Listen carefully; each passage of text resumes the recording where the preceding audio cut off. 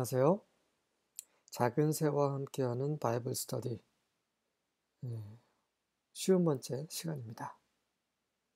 오늘은 아브라함의 시에 대해서 창세기 12장 6절부터 9절까지 함께 살펴보도록 하겠습니다. 12장 6절과 7절입니다. Abram passed through the land as far as the site of Shechem to the oak of Moreh. Now the Canaanite was then in the land. The Lord appeared to Abram and said, To your descendants I will give this land. So he built an altar there to the Lord who had appeared to him.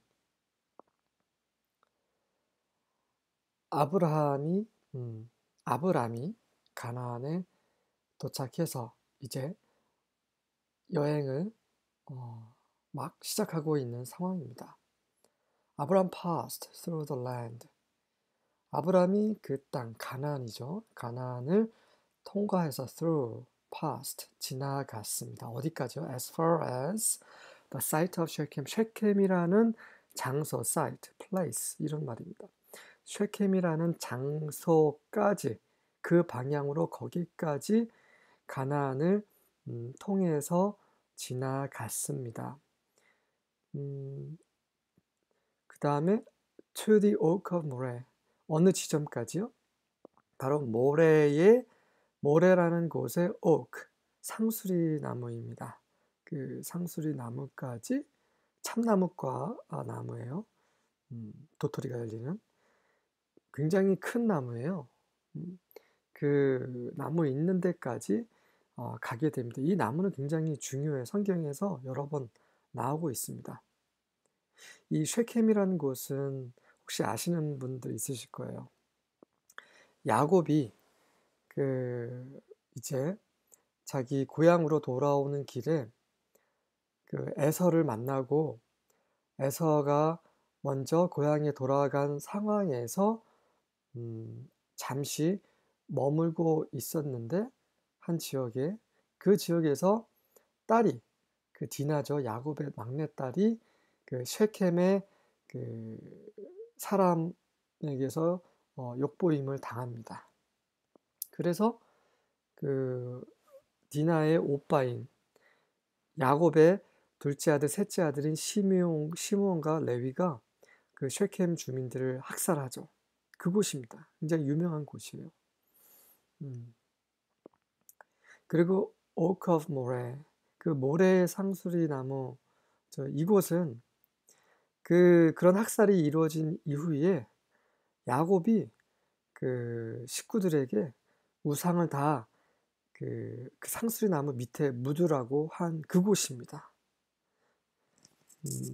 이러한 역사적으로 좀 알려져 있는 지역이기 때문에 기억해 두시기 바랍니다.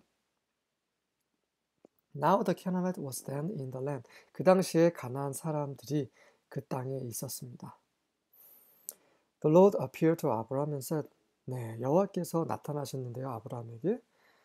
이거는 여호와께서 나타나신 게 세 번째예요. 첫 번째는 창세기는 기록되어 있지 않지만 사도행전 스데반의 설교에서 나타난 대로 데라가 갈대아 우르에서 떠나기 전에 한번 아브라함에게 나타나셨고, 두 번째는 데라가 죽은 이후에 하란에서 하나님께서 나타나신 게 그게 두 번째이고, 이번이 세 번째 나타나셨어요. 말씀만 하시는 게 아니라 하늘에서 음성이 들린 게 아니라 직접 나타나신 것입니다. appeared, 그 말이에요. 이 사람의 모양으로 나타나셨겠죠.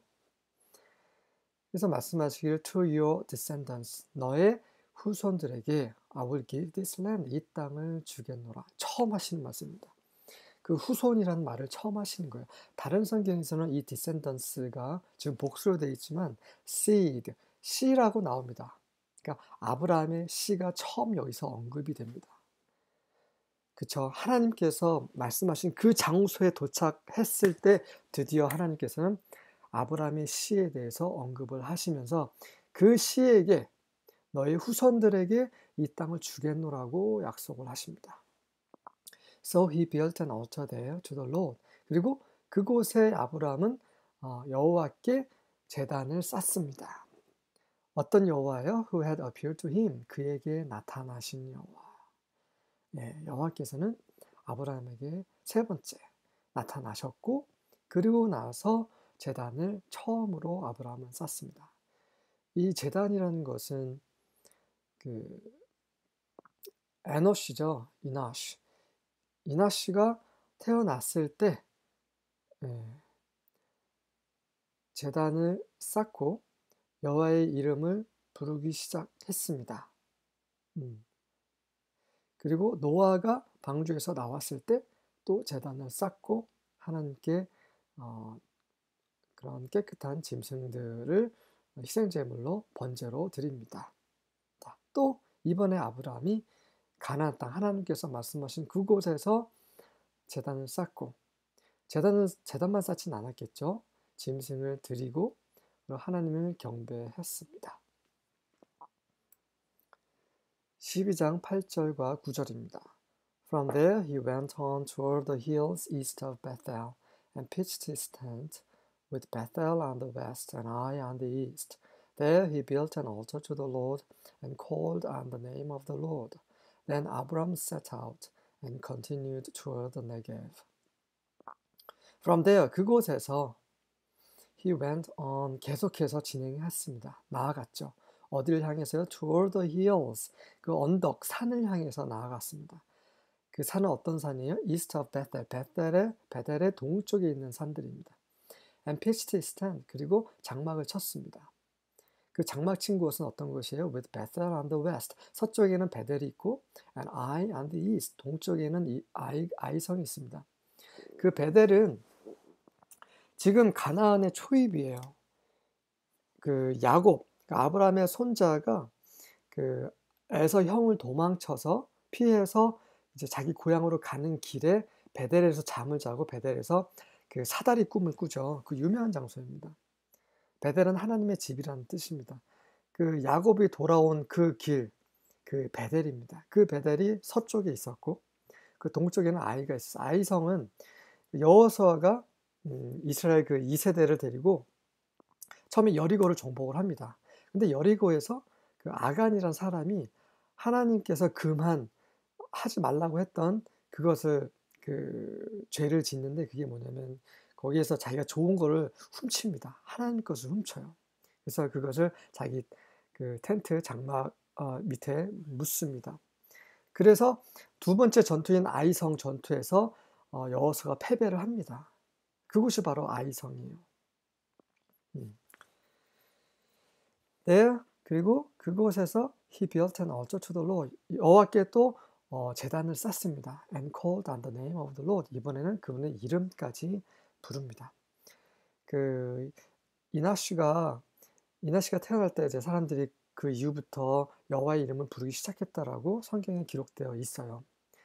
그 당시 여호와의 이름을 불렀다는 의미는 바로 그분께 모든 것이 달려 있다. 그분이 온 세상의 온 만물의 주이시다.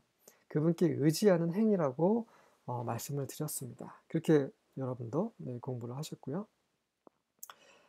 아브라함은 지금 하나님께 약속하신 땅에 오긴 했지만 정착하지 못했습니다. 그래서 계속 지금 이주하고 있어요. 정착할 수 있는 곳을 발견하지 못했습니다. 그 당시 가나안 사람들이 쫓아냈을 수도 있고요. 호의적이지 않을 수도 있고 또 아브라함에게 땅을 내줄 수 없다라고 또 거절했을 수도 있습니다. 어쨌든 간에 하나님께서 아브라함에게 그가 정착할 수 있는 땅을 주시지 않으셨고 아브라함은 계속 움직여야만 했습니다. 식구들을 데리고 짐승들과 하인들과 굉장히 많은 식구들이 있겠죠. 네. 그런 상황에서 아브라함은 이상했을 것입니다. 아니, 하나님이 주신다고 약속을 하셨으면서 왜 안 주시고 계속 이렇게 정처 없이 떠돌아다니게 하십니까? 그러면서 아브라함은 참 자신이 무력하고 좀 연약하고 아무것도 할 수 없는 그런 자신을 발견했을 것이죠. 그래서 하나님께 제단을 쌓고 그분의 이름을 부른 것입니다. 그는 어디로 가야 될지 몰랐습니다. 오로지 하나님께만 의지할 수밖에 없는 상황으로 계속 하나님은 아브람을 인도하고 계십니다. Then Abram set out. 그리고 아브람 또 떠났습니다. And continued toward the Negev. 네게브라는 곳을 향해서 계속 나아갔습니다. 그가 정착할 수 있는 곳을 찾기 위해서. 우리의 믿음 생활이 이런 것 같아요. 똑같습니다. 우리 아브라함이 바로 우리가 아브라함이에요. 하나님은 우리를 부르셨지만 우리가 그분을 믿은 이후에 모든 것이 잘 될 거라고 생각하지만 그렇지 않습니다. 우리가 이 땅에서 잘 살게 하기 위해서 하나님이 우리를 부르신 게 절대 아니십니다. 거기에 목적이 있는 게 아니기 때문에 하나님은 우리의 환경을 어려운 환경도 주시고 또 가난한 그런 상황도 주시고 또 질병을 통해서 고통받는 상황도 주시면서 계속해서 우리의 그분에 대한 믿음을 시험하시고 또 자라게 하시는 것이죠. 이 아브라함의 이런 믿음의 여정이 바로 그런 것입니다. 이게 바로 우리의 믿음의 여정입니다. 관련 구절입니다. 히브리서 11장 9절입니다. And even when he reached the land God promised him, he lived there by faith, for he was like a foreigner living in tents. And so did Isaac and Jacob, who inherited the same promise. And even 언제요? When he reached the land God promised him. 하나님께서 그에게 약속하신 그 땅에 그 아브라함이 도착했을 때라도 심지어 그때조차도라는 말이에요. 그때조차도 he lived there by faith. 아브라함은 거기에서 믿음으로 살았습니다. 왜 그가 믿음으로 살아야만 하느냐? 왜냐하면 he was like a foreigner. 그는 그 이방인과 같았기 때문입니다. 그는 그 땅을 소유하지 못했어요. 이방인처럼 살았습니다. 하지만 하나님은 분명히 약속하셨어요. 그 땅을 줄 거라고. 하지만 주시지 않으셨습니다. 그 당시에. 그래서 그는 이방인처럼 살았었어요. Living in tents. 벽돌집을 짓고 살지 못하고 장막에서 생활을 했습니다. 왜? 이동을 해야 되기 때문에. 네. 그래서 아브라함에게는 믿음이 필요했던 것입니다. 그러한 믿음을 하나님께서 자라게 하신 것이죠. 아브라함이 믿음의 조상이 되게 하시기 위해서 하나님은 계속해서 아브라함에게 그런 어려운 환경을 주시면서 인도하고 계시는 것입니다. 그가 정착할 땅을, 눈에 보이는 땅을 만약에 아브라함이 받았다고 하면 그의 믿음은 필요 없을 거예요. 네. 그의 믿음을 하나님을 믿는 그런 어떤 행위를 하기 전에 이미 하나님이 다 주셨다고 하면 굳이 그가 믿음을 발휘할 이유가 없는 것이죠. 우리의 삶이 그렇습니다. 하나님은 우리에게 다 주시지 않습니다. 우리의 믿음이 성장할 수 있도록 하나씩 그 믿음의 그런 과정을 통과하면서 그 하나님을 바라보면서 하나님을 의지할 때 하나씩 통과하면서 우리의 원하는 것, 우리에게 필요한 것을 주시는 하나님이세요. And so did Isaac and Jacob. 그리고 그의 아들 이삭과 야곱도 마찬가지였습니다. Who inherited the same promise. 똑같은 약속을 inherited, 유업으로 받았지만 여전히 그들은 이방인처럼, 가나안에서 이방인처럼 살았습니다. 왜냐하면요, 그들에게 하나님에 대한 믿음이 필요했기 때문입니다. 사도행전 7장 5절입니다. He gave him no inheritance here, not even enough ground to set his foot on, but God promised him that he and his descendants after him would possess the land, even though at that time Abraham had no child. He gave him, 하나님께서 아브라함에게 no inheritance here, 이곳 가나안 땅에 그 당시에는 유산을 전혀 주시지 않으셨다라고 스데반이 말하고 있습니다. Not even enough ground to set his foot on. 그의 발 하나라도 놓을 수 있는 그런 땅조차도 그런 그 범위의 땅조차도 주시지 않았다라고 스데반은 말하고 있습니다. 하나님이 그렇게 하신 거예요. 하지만 God promised him. 하지만 하나님이 그에게 약속을 하셨습니다. That he and his descendants after him. 그와 그 이후에 올 그 후손들이 would possess the land, 그 땅을 소유할 것이라는 약속만 하고 계십니다. 하나님은 약속을 하셨어요. 언약을 맺으셨습니다. 그리고 그 언약을 아브라함이 믿는지 안 믿는지 그것을 계속 확인하시면서 가나안 땅에 정착할 수 있는 그 곳을 전혀 주시지 않으셨다라는 말씀이세요. 우리의 믿음이 그렇게 중요한 것입니다. 우리가 구원받고 나서 우리의 삶이 달라지지 않습니다. 전혀 달라지지 않아 똑같습니다. 구원받기 전과 구원받은 후가 똑같습니다. 구원받으면 뭔가 잘 될 것 같고 또 구원받으면 뭔가 그 성령님의 그 은사를 받아서 막 병도 고치고 죽은 사람도 살리고 막 이럴 것 같은데 전혀 그렇지 않아요. 그리고 막 갑자기 낙원으로 갈 수도 있고 막 천사들도 막 보고 막 그럴 것 같은데 전혀 그렇지 않습니다. 하나님은 약속만 하시는 거예요. 우리가 구원받았을 때 예수님을 주로 영접했을 때 그분은 약속하십니다. 내가 너에게 예수님께 그리스도 나의 아들에게 준 그런 그 영광을 너에게도 주노라. 이 약속만 하시는 거죠. 우리는 그 약속을 이제 믿어야 하는 것입니다. 우리의 믿음이 자라야 하는 것이죠. 그게 바로 믿음이고 그러한 생활을 보여주시기 위해서 아브라함의 인생을 창세기에 기록해 두신 것입니다. Even though at that time Abraham had no child. 그 당시에는 심지어 아브라함은 자식이 없었어요. 그런데도 불구하고 네 후손들에게 이 땅을 주노라고 하나님이 약속만 하시는 겁니다. 갈라디아서 3장 16절입니다. The promises were spoken to Abraham and to his seed. Scripture does not say and to seeds, meaning many people, but and to your seed, meaning one person, who is Christ. 예. 갈라디아서를 쓴 바울은 이런 말을 합니다. The promises were spoken to Abraham and to his seed. 그 약속, 하나님의 언약은 was spoken to Abraham, 아브라함에게 말씀하셨고, 말씀되었고, 또 누구에게? 그의 씨에게 말씀되었다라고 기록이 되어 있습니다. Scripture does not say, 성경은 이런 말을 하지 않아요. And to seeds, 씨들에게, 후손들에게 라고 적혀 있지 않습니다. meaning 그 말은 뭐냐면 many people, 많은 사람들을 가리키는 to seeds라는 말을 쓰지 않았고 성경에서는 정확하게 to your seed, 너의 후손, 너의 씨라고 말을 하고 있습니다. meaning one person, 그것은 바로 한 사람을 의미하는 거예요. 그 사람 누구입니까? 바로 그리스도입니다. 그렇습니다. 그 사도행전 바로 위에 7장 5절에 보면 스테반은 his descendants, 후손이라고 적혀 있어요. 근데 이게 원문에는 to seed, 후손 씨, 아브라함의 씨입니다. 단수예요. 자, 이 하나님은 아브라함에게 그 너의 후손이라고 약속할 때 정확하게 뭐라고 말씀하셨냐면 seed, 씨라고 말씀을 하신 것입니다. 그리고 그것을 바울은 알았죠. 그래서 그걸 말하고 있습니다. 하지만 그 스테반은 후손들, descendants라고 얘기를 하고 있어요. 후손도 맞고 씨도 맞습니다. 둘 다 맞습니다. 이 사람의 관점과 하나님의 관점 두 개가 지금 공존하고 있는 거예요.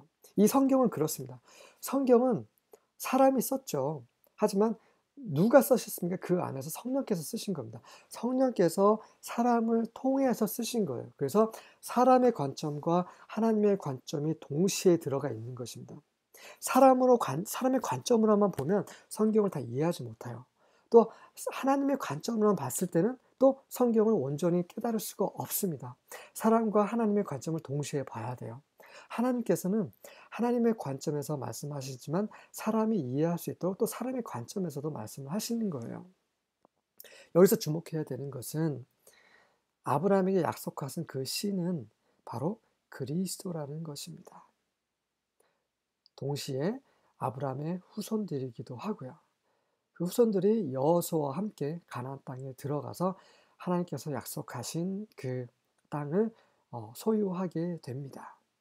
근데 그것은 이 모든 역사적인 사건은 바로 그리스도에 대한 예표고 그림자입니다. 구약은 신약 안에서 다 그 구체화되고 성취가 되고요. 신약은 구약 안에 감춰져 있습니다. 구약 안에 감춰져 있는 신약이 신약 안에서 구약이 이제 성취가 되는 거예요. 자, 좀 더 쉽게 말씀드린다면 이 구약은 하나의 이야기이고 그림자입니다. 예. 그리고 예표이고 이런 것들은 신약에서 성취가 돼요. 더 정확히 말하면 예수 그리스도 안에서 모든 것이 성취가 되는 것입니다. 아브라함의 씨로 인해서 복을 받습니다. 온 땅의 모든 사람들이 아브라함을 통해서 또 아브라함의 씨로 인해서 복을 받습니다. 그 씨는 누굽니까? 그리스도. 또 이 가나안 땅은 누가 소유합니까? 바로 그리스도. 이 땅은 바로 예수 그리스도의 것입니다. 지금 계속해서 아브라함이 또 이삭을 나중에 드릴 것이요. 이런 모든 과정에서 예수 그리스도는 계속 나타나고 계십니다. 제가 이 시간에 다 말씀드릴 수는 없지만 앞으로 여러분과 같이 창세기를 공부하면서 계속해서 예수님께서 나타나고 계신 것을 확인할 수 있으실 거예요. 우리는 살면서 잘 모릅니다. 하나님이 우리를 어떻게 인도하시는지 너무나 모를 때가 많아요. 우리가 슬픈 일을 당하거나 어려운 일을 당할 때 우리는 너무나 원망하기 쉬워요. 우리가 원망한다는 것은 무슨 말입니까? 하나님을 믿지 않는다라는 말입니다. 근데 우리는 그럴 때마다 돌이키게 되죠. 하나님이 그런 어려운 상황을 우리에게 주시는 것은 하나님께 돌이키라고, 그분에 대한 믿음이 자라라고 그렇게 하시는 것입니다. 그래서 당장 여러분들이 힘들지라도 전혀 할 필요가 없습니다. 슬퍼할 필요도 없습니다. 주님을 바라보십시오.